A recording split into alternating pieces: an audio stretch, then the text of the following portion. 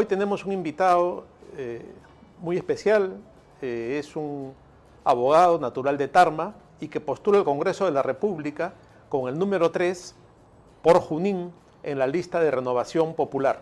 Me refiero a José Anderson, Pepe Anderson para sus amigos, a quien le damos la bienvenida al vuelo de la abeja.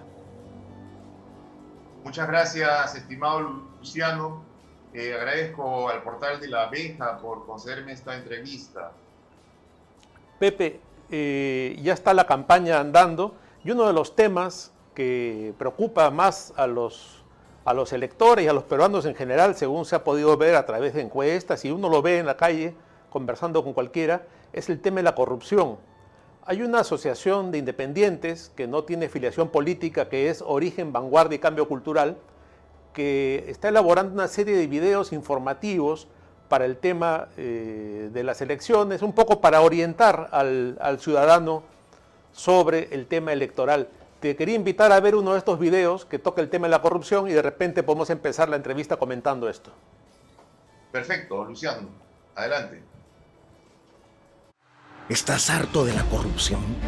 Tu voto es necesario para erradicarla de nuestro país.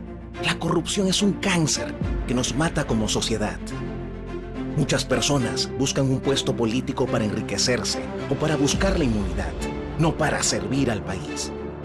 Por eso investiga bien a los candidatos para que sepas lo que han hecho en los cargos públicos y privados que han ocupado.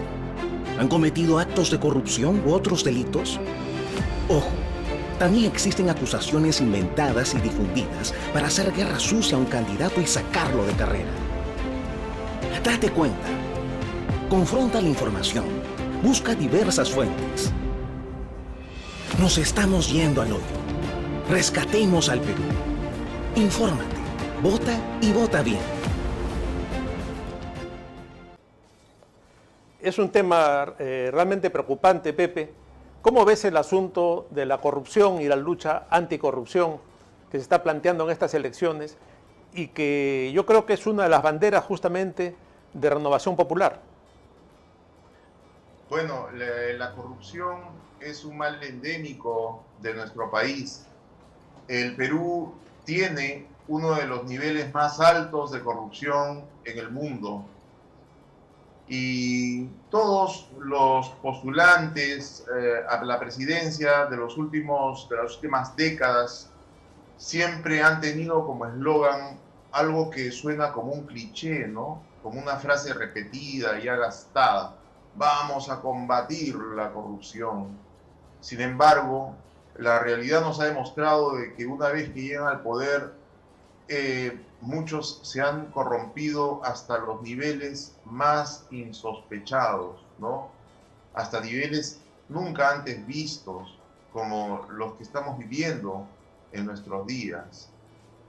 Hemos tenido casos clamorosos de corrupción, como es el tema de Odebrecht, una empresa brasilera, porque no podemos decir tampoco que todas las empresas brasileras sean corruptas, ¿no? De hecho, hay varias que son corruptas, y una de las más emblemáticas es esta empresa Odebrecht.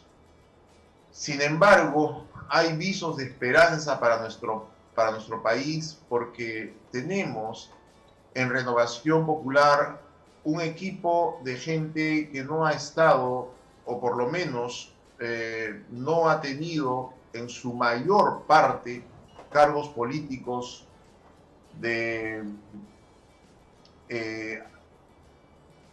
años, ¿no? Como los políticos tradicionales. Muchos de nosotros somos personas que incursionamos por primera vez en la política, que venimos de la actividad privada con una capacidad de gerenciar bastante aceptable para los niveles que requiere nuestro país. Y también contamos con un soporte moral que no cualquiera puede, pues, decir que tiene esa formación integral en valores, esa formación moral. Miremos a los candidatos estos que no tienen el menor escrúpulo en abandonar a su compañera momentánea, ¿no? ¿Cómo podría esta gente hablarnos de moral si ellos no solamente faltan a la moral y encima dicen de que esos son temas privados y que solo les compete a ellos? Estos señores se olvidan de que ellos están en un cargo público o están postulando a un cargo público y por lo tanto su vida ya deja de ser una vida completamente privada. El pueblo tiene la necesidad de saber a quién van a escoger, ¿no? Con quién están tratando. Sí, Pepe, tal vez hemos vivido los últimos 5 años lo más terrible y lo más corrupto que nos ha tocado ver, un gobierno fracasado y desastroso como el de Kuczynski primero, luego el supuesto luchador contra la corrupción y El Salvador, que sería Vizcarra, que terminó siendo un personaje nefasto, tal vez el más oscuro personaje en la historia política del Perú, y después la continuación de este partido morado en el poder y que ha resultado también desastroso, y también de alguna manera la continuidad de Vizcarra, con el cual no se ha visto una ruptura o un deslinde, ¿no? Entonces, ahora viene el asunto del famoso vacuna gate, que cada día se complica más, contradicciones entre la ex ministra y el presidente, y tú mencionas que hay aspectos de la vida privada que dejan de serlo cuando uno aspira a un cargo público. Uno de esos temas es aparentemente la vacunación del señor De Soto en los Estados Unidos. ¿Qué comentario tienes al respecto? Bueno, el señor De Soto pues es un verdadero sancochado, ¿no? Este señor siempre ha sido liberal. Su libro es el primer libro que él publicó. En realidad es un libro comunitario, ¿no? Porque ahí ha tenido participación Enrique Gersi, ha tenido participación Yufra y otros más. Ha sido todo un equipo. Claro. Ghibellini también, ¿no? Y Bellini, por supuesto. Sí. Entonces, este señor, cada vez que han habido elecciones, su libro era promocionado como pan caliente, y hay que tener en cuenta que los gobiernos que lo han acogido son gobiernos centroamericanos, africanos, y en realidad no es que se haya descubierto la pólvora, ¿no? La idea inclusive de publicar el primer libro que editó El Otro Sendero, tengo entendido de que fue de Hayek, ¿no? Que lo habría motivado a publicar. Pero bueno, el señor es un verdadero sancochado. ¿Por qué? Porque el señor se mete en un partido, postula por un partido de izquierda, cuando el señor se reconoce abiertamente liberal, ¿no? Se reconoce, o por lo menos se reconocía liberal, ¿no? Ahora no se sabe qué es, ¿no? Entonces, tener la táctica de cambiar de camiseta para ver cómo sale de presidente no me parece algo que esté totalmente alineado a la moral. Eso lo debe juzgar el pueblo peruano, ¿no? Claro, y además tú has mencionado este concepto que se acuñó del sancochado con referencia al partido de Kuczynski en las elecciones del 16, pero que ahora se repite, ¿no? Porque ahí vemos gente pro aborto, vemos liberales, vemos algunos conservadores, sorprendentemente, y muy preocupante la presencia del señor Paredes Terry vinculado a Movadef. Correcto, correcto. Entonces, ¿cómo pues podría tener una unidad orgánica un partido donde hay liberales, donde hay marxistas, donde hay digamos, subversivos, donde hay pues gente oportunista también, ¿no? Que quiere colgarse pues de la figura de este señor que, dicho sea de paso, pues tiene un montón de reconocimientos, pues, pero ya, como vuelvo a repetir, su primer libro es un libro colectivo, es decir, el señor no lo escribió solo y él lo reconoce. No es algo que yo esté diciendo, algo que a mí se me ocurra, ¿no?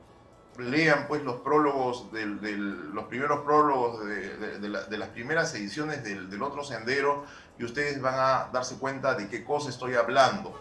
Con respecto a la vacuna, es lamentable, el señor se habría vacunado en los Estados Unidos. Eso no tengo la certeza, pero ya tenemos también a políticos tradicionales como la señora ex ministra que decía que ella sería la última en vacunarse, que sería como el capitán que sería aquel que abandone el barco el último en abandonar, la última en abandonar el barco, ¿no?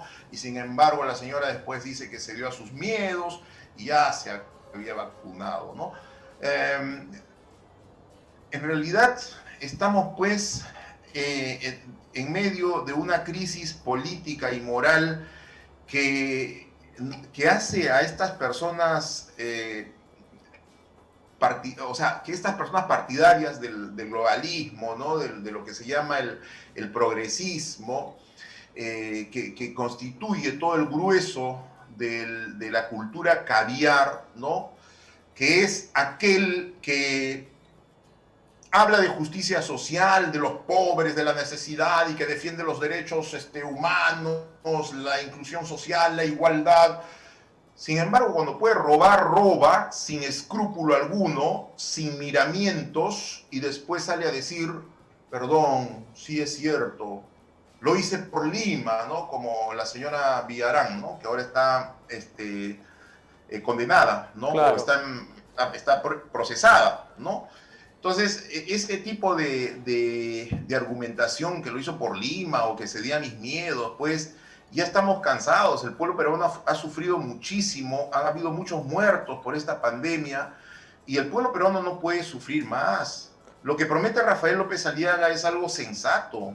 El 28 de julio, si él sale presidente, él manda a traer de los Estados Unidos la vacuna Pfizer que tienen en stock los Estados Unidos y en disponibilidad y mucho más barato, ¿no? De lo que del aparentemente negociado que habría habido con la vacuna Sinopharm de dudosa eficacia, ¿no? Y la traería para todo el pueblo peruano podría vacunarse rápidamente y podríamos volver a tener clases presenciales el próximo año, volveríamos a una normalidad, volveríamos a tener mercados, volveríamos a trabajar, a reactivar la economía.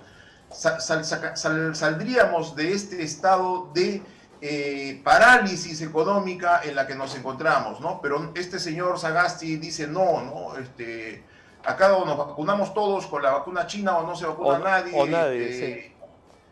O sea, pero eso es absurdo. Y otra vez, por segundo año consecutivo nos quedamos encerrados en Semana Santa, lo que también atenta contra las creencias y la fe de la mayoría del pueblo peruano. Pepe, te pido por favor un instante de paciencia, vamos a hacer un corte y retornamos en el vuelo de la abeja.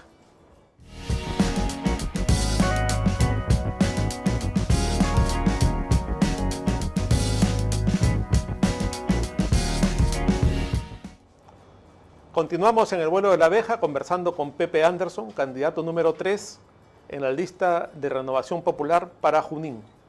Pepe, te hemos visto muy activo esta semana en campaña, incluso acompañado del candidato presidencial, recorriendo las calles de Jauja, de Huancayo, con una nutrida recepción de la gente. Y te quería preguntar, ¿cómo toma la gente en Junín, en Huancayo, en Tarma, que es tu tierra natal, cómo toma esta propuesta de trasladar la capital o la sede del gobierno más propiamente a la zona de Junín? Alegría, porque hay quienes piensan que al estar la capital política, la sede del Ejecutivo en Junín, entre Jauja y Huancayo, pues simple y llanamente por inercia el Perú va a desconcentrarse. Lima no puede ser todo, un tercio de la población del Perú está en Lima. Lima concentra todas las dependencias ministeriales, concentra el Congreso, concentra el Ejecutivo y todos tienen que venir a Lima para hacer todas las gestiones importantes. La regionalización no ha tenido los frutos que se esperaba. La regionalización en muchos casos ha duplicado presupuestos. Es decir, teníamos que darle presupuesto a un gobierno local y al mismo tiempo a un gobierno regional que a veces hacía las mismas funciones y tantos hacían tan poco, ¿no? En consecuencia, el hecho de trasladar la capital a Junín, específicamente entre Jauja y Huancayo, yo pienso de que es algo muy acertado, ya que históricamente los españoles tenían pensado hacer de Jauja la capital del Perú, del Virreinato. El Valle del Mantaro es un valle que tiene 100 kilómetros, si es que contamos desde Jauja o la entrada de Jauja, desde un poco más abajo de Acoya hasta la parte de Chongos Bajo, pues tenemos 100 kilómetros aproximadamente, o casi 100 kilómetros. Y tenemos en algunas zonas entre 30 y 40 kilómetros de ancho, es decir, un valle suficientemente grande como para albergar a una capital del país. Rafael López Aliaga ya ha prometido interconectar el Valle del Mantaro con Puno a través de una autopista de 4 carriles, es decir, de 2 carriles de ida y 2 carriles de vuelta. Hacer carreteras de penetración, que en estos momentos son carreteras simples, ¿no?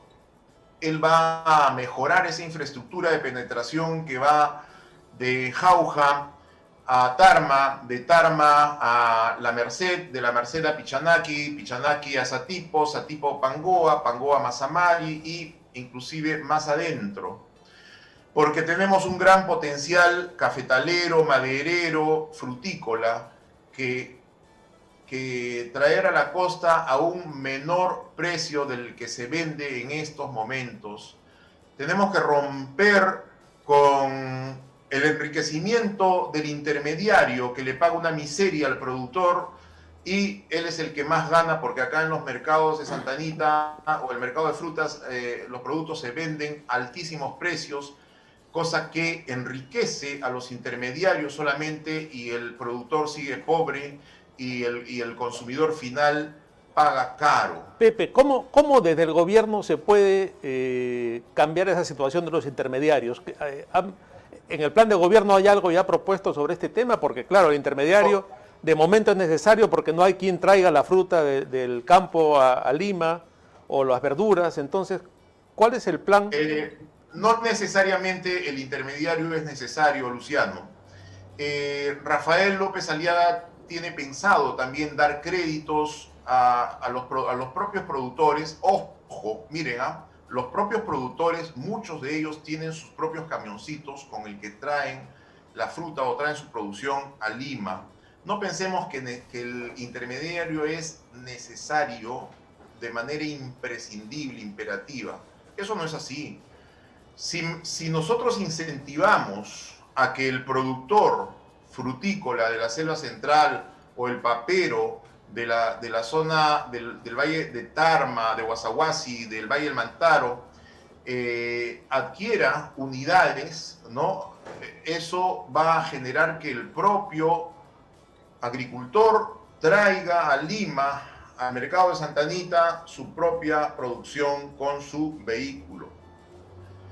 Pero para eso necesitamos pues mejorar la red vial. Por ejemplo, la vía que va desde el desvío de Carpapata hacia Huasahuasi todavía es en Tarma, ¿no? Todavía es una carretera que no es lo suficientemente ancha como para que no es lo suficientemente ancha y buena como para que los camiones, enormes camiones, trailers, pasen de manera rápida por ahí. El traslado es lento porque hay muchas curvas, es muy peligroso, hay bastantes acantilados de 100, 200 metros y eso dificulta mucho a que el productor traiga su producción al mercado de Santa Anita. Eso con créditos blandos, acceso al crédito, se va a mejorar progresivamente, pero lo primero son las redes viales. De nada sirve que el productor consiga crédito y consiga vehículos